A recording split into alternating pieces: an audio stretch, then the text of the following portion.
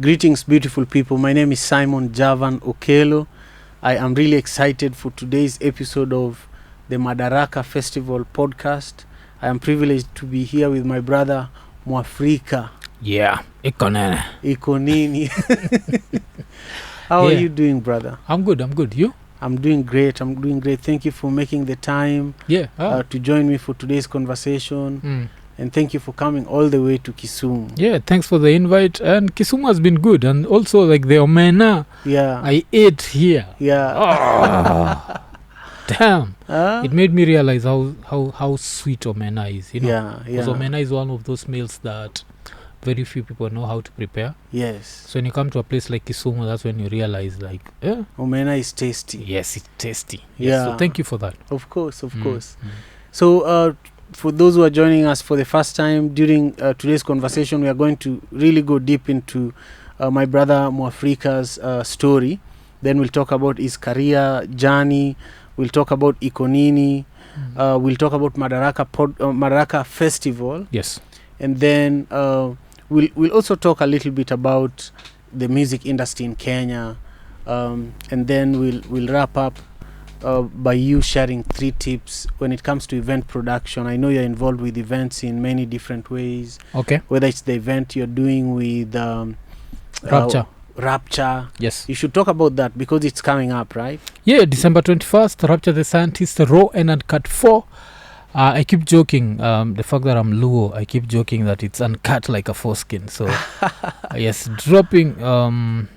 that's on December 21st. Okay. So it's a 1-hour special. It's his 4th special. So yeah, looking forward to it. Nice. Yeah. Nice. And then at the end, I'll want you to look at the camera behind me and just tell everybody who's watching to subscribe to the Madaraka Festival YouTube channel. Okay, yeah. Okay. Yeah, we're ready. So for those who don't know, my brother Mwafreeka is born Makarios Ouma. Yes, Onyango Ouma. Ouma was my dad. Yes. Fantastic. Yeah. And you're a career journalist. Yeah. Artist. Yes. Entrepreneur. Podcaster. Yeah. I think your platform is now one of the biggest podcasts in East Africa, really. Yes. It is. And I saw the journey from the very beginning until now. I feel like I knew you more as a podcaster. But you have so much that you've contributed to our culture, from the hip-hop scene. Yes. And really, you've influenced a lot in the media scene as well. Yes. So I want you to take us back, paint for us a picture of where you were born and raised. Okay. I'm not sure whether you were born in Nairobi or not. Yeah, I was born and raised in Nairobi. And the funny thing is, I was having this conversation with my niece today. Like my one of my brothers, his name is Alex. So his firstborn daughter, she's called Aunt Stacy, and I was telling her that I don't think I'd be who I am was it not for my 2 twin brothers. There's one called Owen, another one called Alex, and they really loved reggae music. So that's what influenced me. So basically grew up in Nairobi, mostly the so-called poor neighborhoods of Nairobi. So at some point we were in Huruma, and then we went to Isili. So like kutoka Huruma mnenda Isili, that means you've upgraded. And then from Isili, this is around 92, my dad ends up getting jailed, and we had to go to live in Kariako. So Kariako, we were living with like my dad's brother, and but he had a wife, he had a family. So we disrupted their whole life, and so there was that part. We lived in Kariako between 92 and 93, and then we left again and went back to Majengo. Now we lived in Majengo till around 96, and by 96 we went back to Kariako again, and now lived in Kariako till 99. In 1999, my mom just left Nairobi and went to Ocha. I'm the last born, so I lost my dad in 96. Yes, I think I'd skip that part. So now we were just surviving with my mom. So now in 1999, I after I'd cleared high school in 98, she went Ocha and she was like, I'm coming back, but she never came back. And remember those days, there were no mobile phones, there were no nothing. Yeah. So eventually when we sent the word like, hey, why haven't you come back? Someone Yeah. came back and said, your mom said that you're grown men and some of you are ready to get married, and there's no way you can be married and live with your mom. So that's how that ended up happening. So I ended up we ended up now living solo. But remember, all this time we'd never understood what money is. I feel this is something I always talk about on the podcast. I say that one of the things I don't like about Africa is we learn about money too late. Right. Like when you look at the first world and you see there are high school kids working at McDonald's, they're working, at this, they True. start learning how to earn. And so by the time I'm 19, my big brother is 23. He's never earned a shilling. We all rely on our mother. Then poof, she's not there. She's in up country. Yeah. Now we can't pay our half for Kariako, so we end up getting kicked out. We go to live in Isli. Isli, our rent was 1,200 shillings, and we used to really struggle to pay it. So the 1,200 shillings, Isli it was 1,700 shillings. We were really struggling. So we lived up Isli, I think, for 2 years. Then we were like, we need to get a cheaper place. So we went to Huruma. The house was on 5th floor, and it was 1,200 shillings. And we used to still struggle to pay that. So when I look back, I'm like, why were we struggling to pay this? It's because we were always sure that we are going to eat, we are going to, so our mom had shielded us in a way that was maybe good for us to focus on education, but not good for us to tackle life. So that happened. But now if I can still rewind, I'd say that during my growing up, one of the things that used to happen is my dad loved music. So he had this JVC. And on this JVC, those were the days of my sweetie, my sugar. You remember those days? So he'd play such music. He'd play Kandabongo Man. He'd play Alusma Beleti, POK Jazz, Franco. You understand? All that stuff. Papa Wemba. So I just grew up around music. And I think because of that love for music, my brothers, now my twin brothers, because my big brother was never interested in music. That's now the funny thing.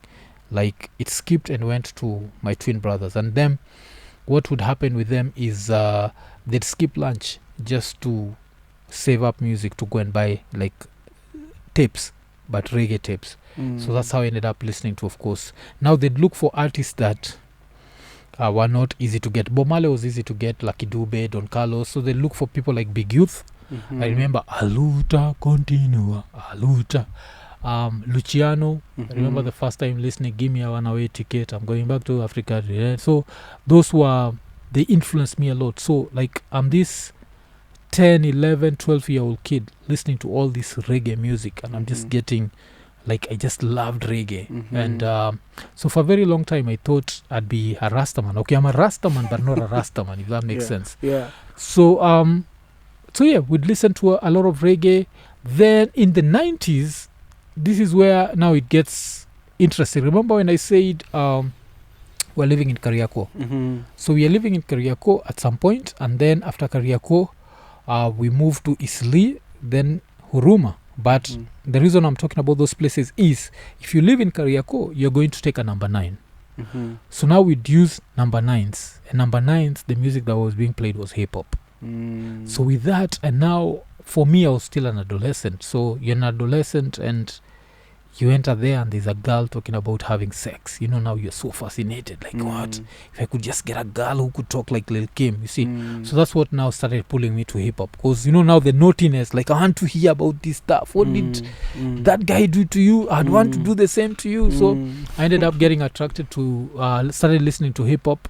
And then those my 3s, like number 9s, was strictly hip-hop. So they'd play West Side Connection, Tupac, and all that stuff. So I started also bringing that in, but I still couldn't leave reggae.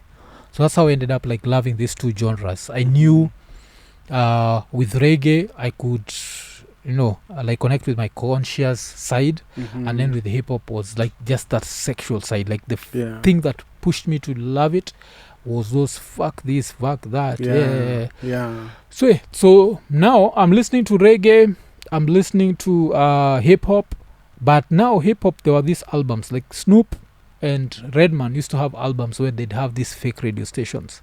So I remember listening to this and they'd be like, oh, I think Snoop used to be W balls, and the DJ was Easy Dick, saying the dick is long but my time is short. So you see, so that's the stuff. So I used to joke around. This is the funny thing I've come to realize about life, that people who say that you have to visualize something, actually, I understand why they say that, because I started joking around that like I'm working at a radio station, and then if you fast forward to 2002, I'm hanging out with Akina Jua Kali. So Akina Jua Kali, they're rappers. You know, this is the time that they've just Caliph Records have just started out, and people have started listening to Caliph.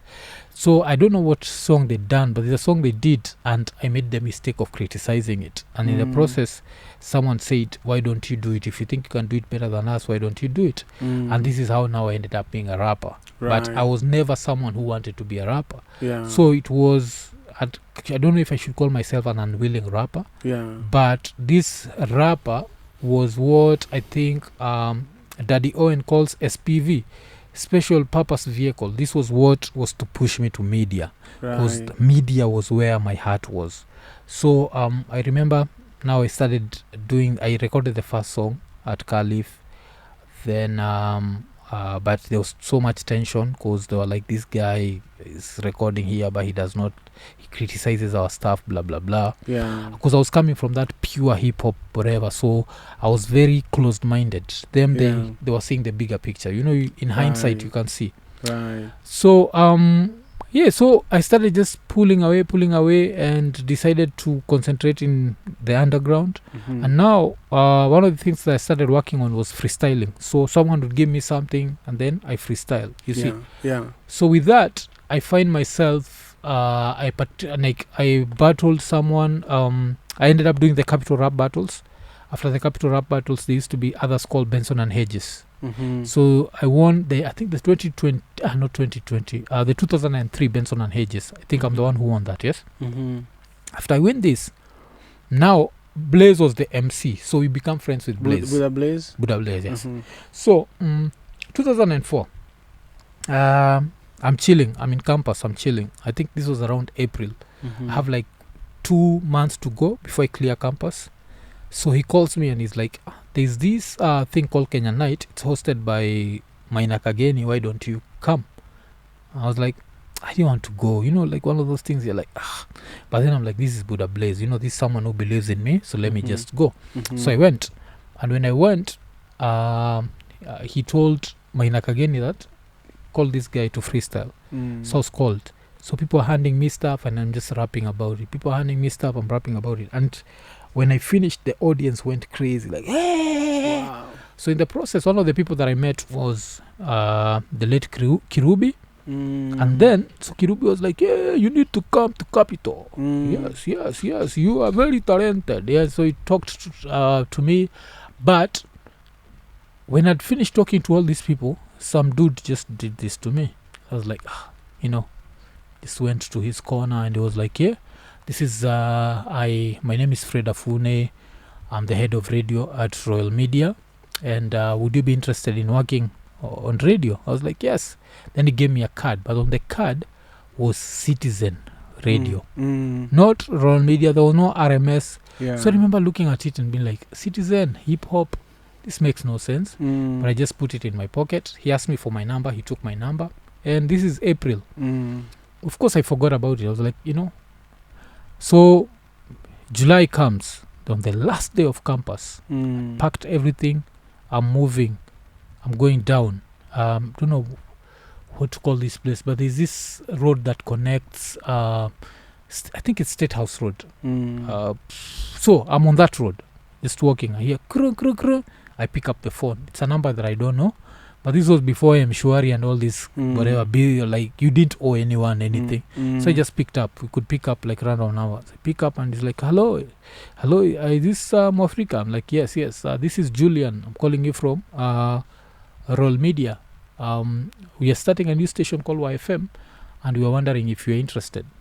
So I was like, yeah, I'm interested. I'm like, okay, sir, we'll call you to set up the whatever. And you just come sign the contract. No interview, no nothing. Wow.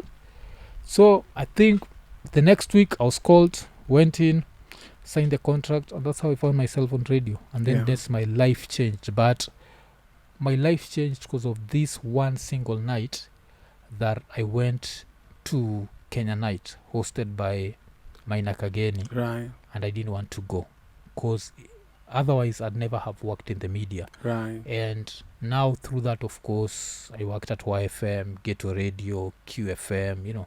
Yeah. You name it, yeah. Yeah. Did you ever work at Capitol? No. Okay. Never worked at Capitol. But Capitol, I used to go there because of the Capitol rap battles. So this used to happen. This was between maybe 2002, 2003, hosted by Eve D'Souza. Yeah. And the Capitol rap battles would be live on radio? Yes. Okay. Live on radio. Okay. So they put a beat and they go. Yeah. And wow. Yeah. So that was... Wow, I wish we had such things today. Yeah. And also wish that if we could have the technology of documenting the way we document now. Right. Because right now everything is documented. Right. But yeah. Excellent. Wow. So then you spoke about meeting Juakali and hanging out with him. How did that happen? The Juakali thing is always funny because as I said, like at around, like in the early 90s, my brother was supplying me with reggae music. So I knew that I could wake up in the morning and I'll hear Delroy Morgan. Then hear Denroy Morgan. You see, like these guys were listening to all these deep roots. And then teens come in and I start loving hip-hop music. So in 99, like I'm this guy and I'm known to love rap music. I don't know. There's someone I met and they told me that, there's a guy called Paul. He lives there. Then he pointed at the house and was like, that guy loves hip-hop as much as you. I was like, what? That's the funny thing. I don't remember who told me this. And then the first day I was like, okay, this guy's called Paul. He loves... I'm like, nah, I'm not going to talk to him today. Then another day, just got the courage. I was like, I'm just going to knock. So I just went, knocked the door, pop. And who opened the door? It was Juakali. But by that time, Juakali was not Juakali. It was Paul. So I was like, unaitwa Paul. I was like, usikii John nilembo na msee fulani tu opendaga hip hop kama mimi. Kasema napenda hip hop. Yeah. So I don't know which CD I carried. I showed him. I was like, Buddha, yeah. Paul is like, he's the sort of guy to anakugotea sana. After the funny thing is he always has long nails. Yeah. Anapenda. So there's that. So shani gote hapo. Alafu he welcomed me. Alafu I think the album alinichezeaga sijisahau ni album ya MOP ya 1998 called First Family for Life. And that's how we ended up being friends. So through that, but it was purely because of the love for hip-hop. Yeah. Man, when you think about those days, the late 90s and even the early 2000s, hip-hop was big in Kenya. Yes. Tupac was big those days, Biggie. Even in this neighborhood where we are recording this podcast now, Manyata, we had a lot of hip-hop heads. Yeah. But I was a reggae head. But I was mingling in both worlds. I was in both places. But we used to have jam sessions here in Kisumu every Sunday. And so the hip-hop guys were the majority of attendees of the jam session because there were people who were restricted from going to nightclubs, so they would go during the day. But the people who were harassing them were the reggae fraternity, iti nyinyi ni mababi. Was that the way it was in Nairobi too? Yeah. Of course, reggae, hip-hop was always... I always joke that hip-hop in Kenya, loving hip-hop in the 90s, was like being gay. I always joke. That way. Like, it was like coming out of the closet. Because people just knew ni reggae na hizo ngoma za mababi. So the fact that you are not a babi, people did not understand how you're not rich, but you're listening to this music. But now for the few of us, when we actually listen to the music, we had like these songs about struggle, people talking about poverty and all that. These are things we can relate to. The only difference is they're in America and we're in Kenya. So but there was always that element of music ya mababi. If you remember that during that time, like the sagging was too much. So now babis would walk around sagging, and now you look like like wewe mwenyewe unakaa umesota, unatry kupenda hii kitu ya watu wako na do. I think we always associate America with money. You don't think there's poverty in America. So that was there. Like if you loved hip hop, you are watu walikuwa nakuangalia vifani.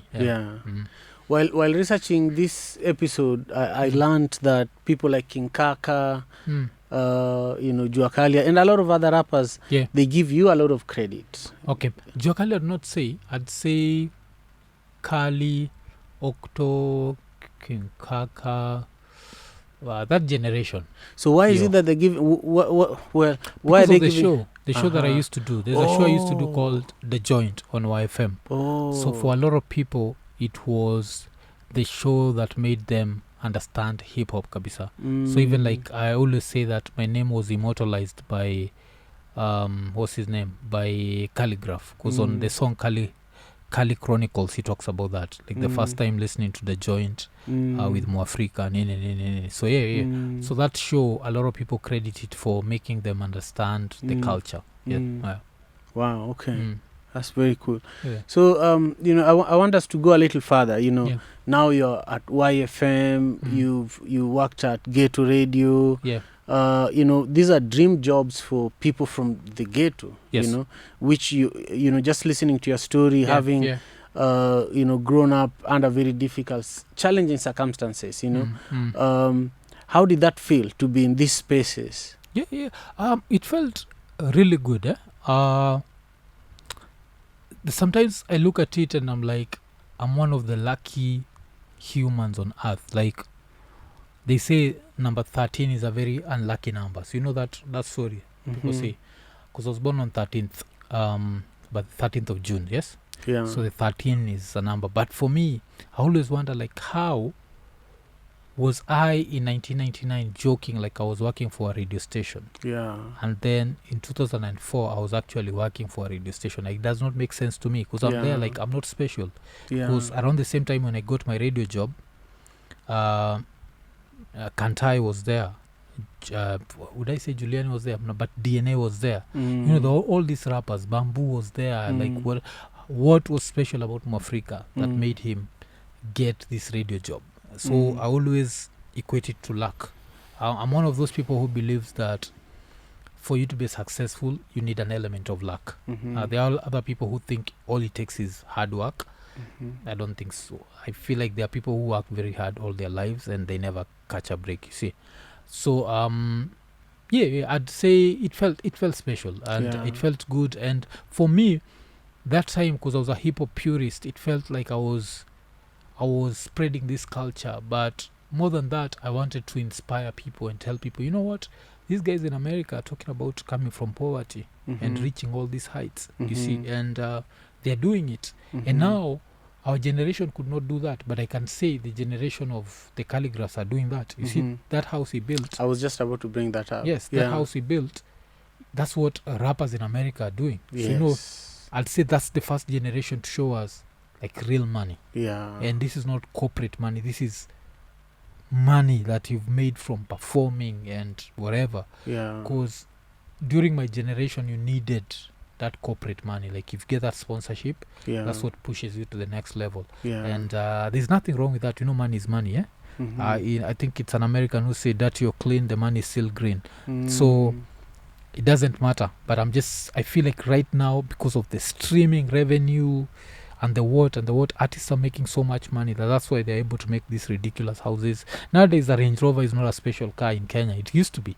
But right now, if you call artists like creatives, you'll see who Obina shows up in a Range, Otile Range, Kali Range, Nadia Mokami Range, Ringtone Range. You see, that was unheard of. Like back in the days, it was like, hey, what is takona range? Budake kona kakitu. Saizi ni artist you kona range. When you see it, you just know they've earned it.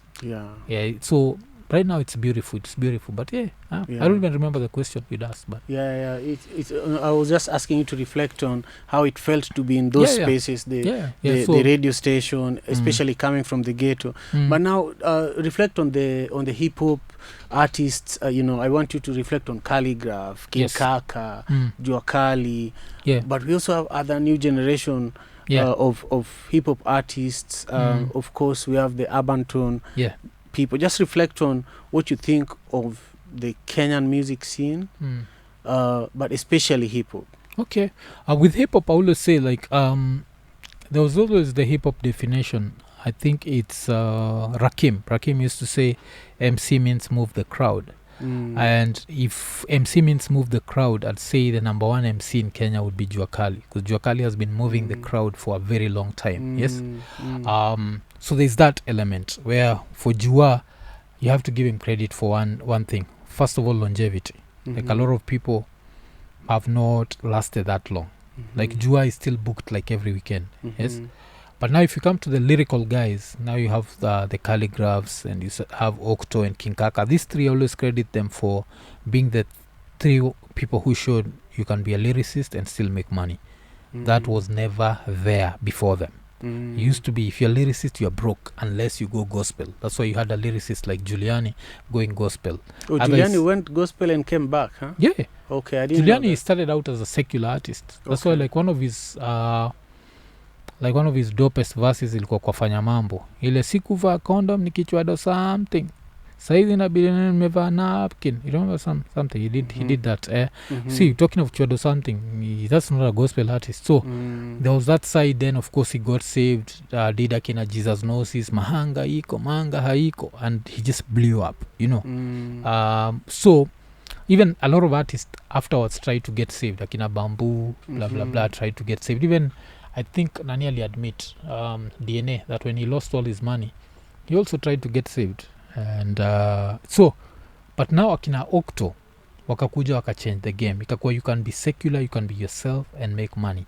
Yeah. And right now I think Calligraph majuzi akatuonyesha you can not only make money, you can make ridiculous money. You can make wealth. Yeah, you can make wealth. So that's what I respect about their generation. And then there's the newer generation, akina Barak Jacuzzi. Yes, but even akina Wakadinali. Those ones have shown that you can make hardcore music and still make money. Yeah. Yes. Yeah. And you can be very different and still have an audience. Because at some point we thought we have to conform to a certain sound. Because don't forget, for a very long time, Kenya was Kapuka, Genge, Kapuka, Genge, Kapuka.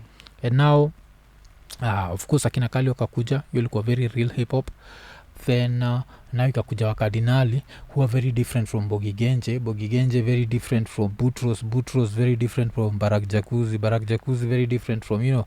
So they've shown us that you can just be an individual and still get an audience and still make money. So I feel like right now, anyone hating on art is not serious. Yeah. Because all you need to do is just go on Instagram and you'll see that artists are doing crazy stuff and living a good life. Yeah. I agree. For those who are joining us, this is Madaraka Festival podcast.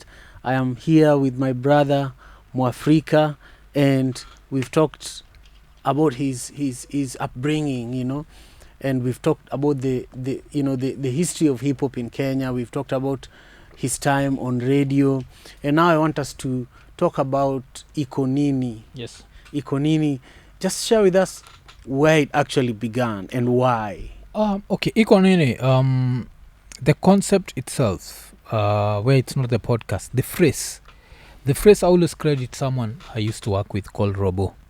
So him, even when I told him that, I could see that he could not connect. But my wife always jokes that I have one of the most messed up memories. Because I remember one day we were at Ghetto Radio, and Robo was giving us stories about some thug somewhere from Ziwani, and he was like, mse ashatokea ikonene akanene ikonene. So when I heard that, I was like, this sounds really good. And then around the same time, I think a few months later, nika travel nikaenda States, nilikuwa nimeenda going to a Rock the Bells festival. So breakfast show was being done by Rapture and a guy called D. But on D, Ghetto Radio. Yes. But D used to struggle with alcoholism. Both him and Rapture. But D yake ilikuwa mbaya cause he'd miss work. Rapture never misses work. So nikirudi, kuna nimerudi saa kutoka States, nimesikiza like radio stations za States, because this is now before the internet was the internet. And I'm hearing these people, they talk about this topic, come from this topic to the other. It's not like Kenya. Kenya used to be, today we are going to talk about relationships, and it's just about relationships. With so here, could hear this link is about sports, the link is politics, the next link is movies, the next. So with that, I was like, I'd want to try this at Ghetto Radio. But now kukuja, D misses a show and I'm like, you know what, wacha niingie nifanya na Rapture. So tukifanya na Rapture pia I just started saying it, yo iko nene, and then he'd also say it. So he'd say something and then say iko nene. And then baadaye someone approaches us, alikuwa naitwa Humphrey. So Humphrey wanted to do a show based on this breakfast show yetu. So akasema jina nini, tuite nini. I wanted to say tell him iko nini, but I'd love the phrase so much. I was like, let me hold this close to my heart. I hold this isi ya kupatiana. So since tukienjoyana na Rapture, we used to call each other Raya. This was inspired by the late Kajwang alikuwa Raya bado mapambano. So we used to call each other Raya. So that's how we ended up calling this other show Raya. But iko nini stayed there. Then another time we shot a pilot for a show. This show was supposed to be 2 hosts, and it's like a talk show, 2 hosts with an audience. We shot it up at Westlands, sijui kwa nini nafeel niko Nairobi, but we shot it in Westlands. And we called it iko nini. We tried to pitch it to KTN. It took too long. So I think this podcast exists because the pilot took too long to approve. Because what happened is I got pissed. And I asked that lady, the lady who'd taken us there, I think her name is Sarah. I was like, ulitudanganya, saa tukawaste time yetu, nini. I think I was broke. So you know when you're broke, you're very... Yeah, you're mad. You're angry. You're easy to annoy. So YouTube channel inaitwa iko nini. And I was lucky because it was, hakuna mtu alikuwa ameichukua. So the show does not get picked up, but the YouTube channel remains. And we post like a few videos. But those days were... nimeposti video after 1 week iko na 200 views in ujinga, wacha tu niache. We didn't know that you need to be consistent so to get the views. So tukaacha hivyo. Fast forward 2021, I get a call and it's from Vibes ni Vibes Radio. Yeah. Yes, kasema there haiko imeanzishwa. So ilikuwa like kuna station nakuja ya Reggae, we are looking for a host and we feel like you would make a good host. Sasa Mwaafrika. I go for the orientation, I'm taken through the whole thing, and later they tell me we can't take you because you are known and we are looking for non-celebrities in quotes. And that makes no sense. You called me, I didn't call you. So I was really pissed. And I remember when I was ranting about it, Zach was there, and then DJ Zach, and he was like, why don't you start a podcast? I was like, start a podcast, let me ndapigia Rapture, because I was so used to working with Rapture, nioneka tunaanza. Rapture at that time was battling depression. But then Zach was like, saa kaa tunaanzisha tuanze tu pamoja. I was 50-50. Then nikamwambia kuna hichi inaitwa iko nini channel, so tunaweza iseti hapo. And that's how we ended up shooting like the pilot. And the rest is history. Is Zach the other brother that you always produce with? Yes. Okay. Yes. So there's DJ Zach. Yeah. And then there's Rapture, and then there's Ian. And so Ian he was an intern at Ghetto Radio. So he's someone, basically he's a mentee, as they call them. He's someone who I've mentored. When you think about it, as an artist, many artists think about the song that helped them make it. Yes. What episode do you think helped you and Ikonini? Octopizo, episode 52. 52. Yes, 52. It took a whole year, basically. Octopizo episode 52 or 51. One of the two. But it's Octopizo. Yes, it was 52, yes. Yeah, why? Octo, he did something that artists rarely do. He retweeted. Like every time anyone mentioned the show, he'd retweet it. So he had all this traffic coming from Twitter to YouTube, and he moved us from 1,300 subscribers to 10,000 in less than 2 weeks. Oh wow. And our target was to have, this is 2021, so the target was to have 10,000 subscribers by end of 2022. Yes, but he made us nini in 2021. And that's I'll always be grateful to Octo for that. He didn't need to do that. But yes. Wow. So he paid back. Because during your time on radio, you know, they saw that you are giving them value. So then he's been able to, you know, kurudisha mkono. I love that. I love that. So, you know, you've known me and Madaraka Festival for a while. I wanted you to just reflect on how you knew Madaraka Festival, Yeah. whether it's important to you. Okay. I think I knew about Madaraka in 2022. Mm-hmm. So 2022, I don't remember who you'd hosted that time. The Banjo was the headliner. Yes. But King Kaka made a special appearance. Yes, King Kaka. Yeah. Yes. So there was that. King Yeah. Kaka kept posting it. So yes, I have to Oh. give.